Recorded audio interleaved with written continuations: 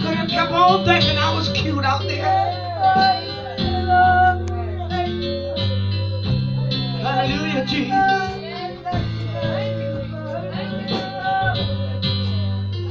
I got something to praise him for.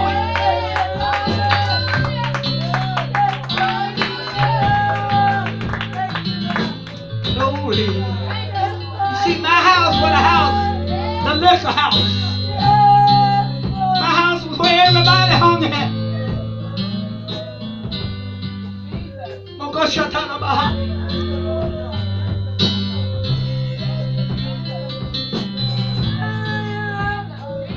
He did it. He made me what he wants me to be. Hallelujah. He blessed me.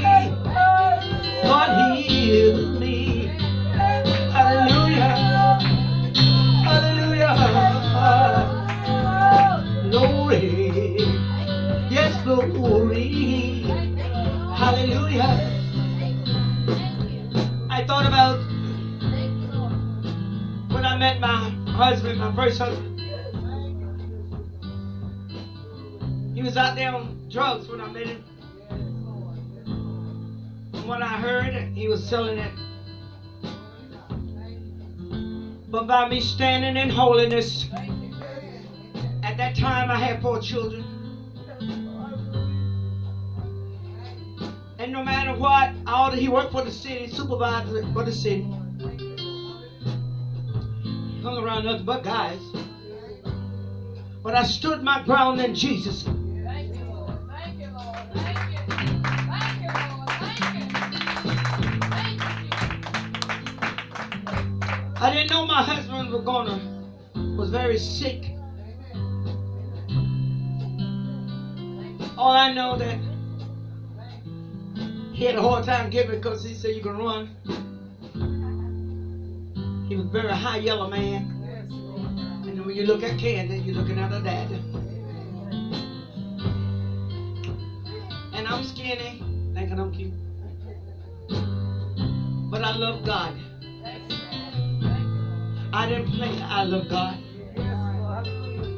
All I wanted to do was get up and work. And I was in church just about every day because we had Bible study, and sometimes I go to other people's service or wherever my pastor was preaching. And the oldest had to watch the babies. And sometimes I come home and they got toilet paper when they flip it up. They flip the toilet paper up in the ceiling. And I always check on them unexpectedly. I taught them how to have. And I was raising them in the Lord. Best better believe in the church now. All the musicians, they always got an eye on you. Thinking that everybody's supposed to swallow them up.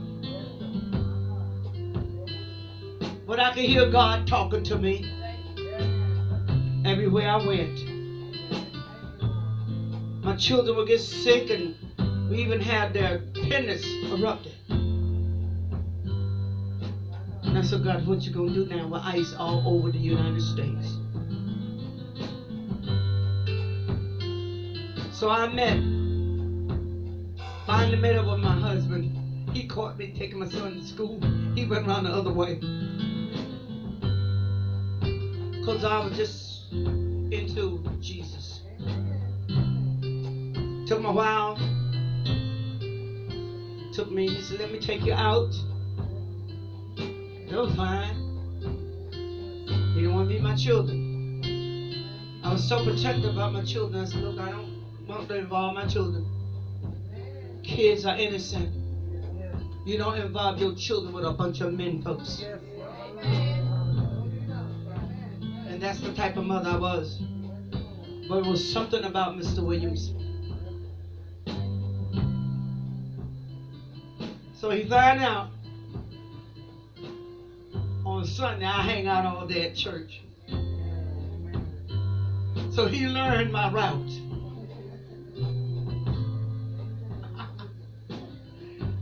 He know if it's a gospel show, I guess he was asking folks, probably my sister. Because all my mind was on the Lord. Lord, help me to raise my children. Lord, keep me.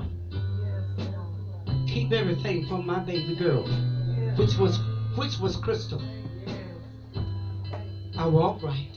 The day I walked out and left their dad sitting right in their house and never looked back.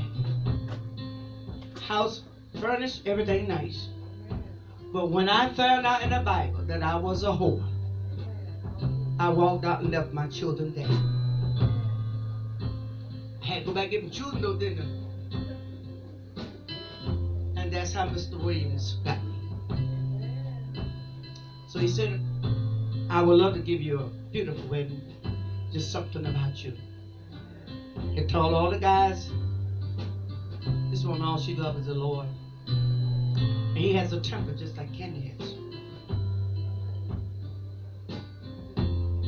He didn't want to do nothing to hurt me or the kids. And his whole family changed. They didn't like nothing dark. It was color-struck people. So he told his mother, he asked me to marry him because he didn't want me to live in sin. He said, I'll be a daddy because I correct him. Nobody could be my children's father but God.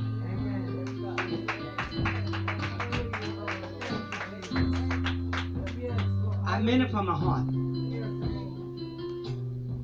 He said, this ain't no such thing, is it, with you? He said, you into this Lord. My husband got saved. My husband got saved.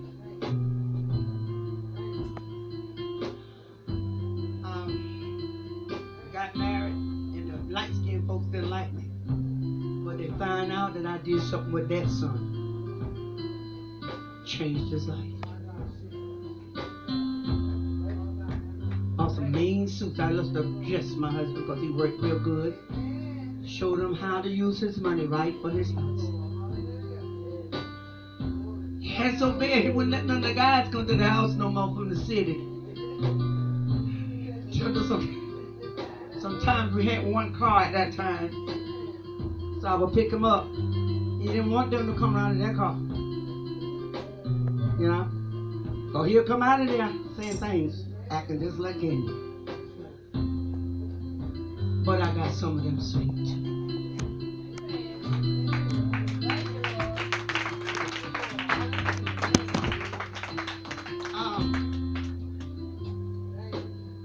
He wanted a baby, but he never had. I don't know, because I'm fruitful. But I've been 11 years, I'm done. I'm done. But my husband got sick. And I had to take him to the hospital a lot with the asthma and different type of things. And it made me a bit different. I work. Had Rick and Reggie under control. And my husband liked to cook. He said, I'm going to do something. I used to come home, and when I'm coming in up the walkway, we sit upstairs in the window. He said, baby, I'm so sorry that you got to put up with me being sick. I said, well, suppose it were me. Huh? Suppose it were me. He said, you're so nice to people. So every time we go to the hospital, and in the heart section, he said, let my wife pray for you. Let my wife pray for you now. And he was telling them then, because he done got saved. Are you hearing me? And I asked him, you want to die? Before they take him to the heart surgery. And they said, no. I think they would just come out with them pacemakers. I said, well, you don't have to die. They're going to surgery that evening. I said, I'll see you when you get back. And we used to go to the flower shop in the hospital. And I'll get a rose. And especially if they was a neighbor to my husband. And he said, baby, said, you got a rose you really believe, don't you? I said, yeah, what you doing? You gonna sit up here and die too? I said, I might not be here when they come down from surgery because I don't know how long. It's always when I get home. Baby, he made it. She made it.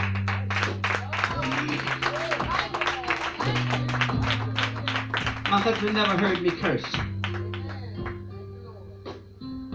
He tried to one time before I brought him to the Lord. That man really tried to. I told him one time, he just knew he was trying.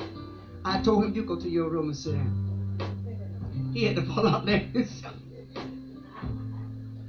He said, baby, that's all I want to know. You go to your room, because that don't mean you going to sleep in there. And so he always asked me to forgive him. How can you kiss a holy lip with nothing but holy words coming out of you? And you got a whole lot of mess in your mouth. Are you hearing me? So he began to appreciate me more. And I was right there by his side. God knew who he wanted me to be with. He knew that he needed me. Never gave up my walk with God. And that November, he loved my kids so much. He fussed with them people so bad to get out just so he could see that the kids' Christmas, everything was right for Christmas. My husband's feet would swell, the water would come out, and they had put pads on the floor. So all I could give him was Jesus. But he came home, and I know I'm an honest woman. I think it was election time. I take that back. So then he got, about a month later, he got sick. Had to go back in the hospital. So my husband passed. And when he passed, God has already prepared me. But I couldn't understand why I kept getting dizzy. So my auntie came over to stay because she loved to pray. And she loved to talk about the Lord. So I loved my auntie with that. But I kept getting dizzy. So at the wheel, I blacked out right at the corner to turn into my street. But something said, put your feet on the brakes. And one of the boys, one of the children that live on my street, said, Miss Alice. I was sorry for him to say, Miss Alice, Miss Alice. I said, what you hitting me for? I realized God told me to put my foot on the brakes. I didn't hear that foot though. So I got and told my auntie what happened. I told her, so why I keep getting dizzy, man? She said, well, you're holding in your grief. I said, okay, if you say so. But I couldn't understand, so well, why do I just feel funny? She said, you're holding in your grief. She said, Alice, why don't you go to your doctor's? Well, my doctor was right around the corner from my house. So I went to my doctor. I said, maybe I am holding in my grief or something. I don't know. But my husband said, maybe something happened to me. So them kids need you. Yeah. I went to the doctor and took some tests and stuff. I said, well, is it my sinuses? Because you know you get dizzy. No, wasn't there. Allergy? No. He gave me something, some pills. On that Wednesday morning, the phone rang. And that was my doctor. Don't take the pills. I said, what you mean don't take the pills? That's why I don't like to mess with these doctors. You know, yada. He said, no, because your test came back positive. I said, what you talking about positive? I ain't got no diseases. I don't cheat. He said, no. Your test came back positive. And you can't take those pills because you're pregnant. Oh, wow. After I've been free for 11 years. So all of Candy's brothers and sisters are 11 years older than she is. I said, no, you don't know what you're talking about, man. Yeah. No, sir. Not this machine. Ain't nothing up here. It's been 11 years, so I didn't go back to him no more. I went to every hospital in Philadelphia. Yeah. The tests came back the same. How did that happen? I know I ain't been with nobody. Yeah. But I forgot my husband came home for the month of November. Yeah. Are you with me? Yes, Lord. And that's when I got candy. I told my I said, ain't but one Holy Mary. And God knows I know I was not that cheap. Yeah.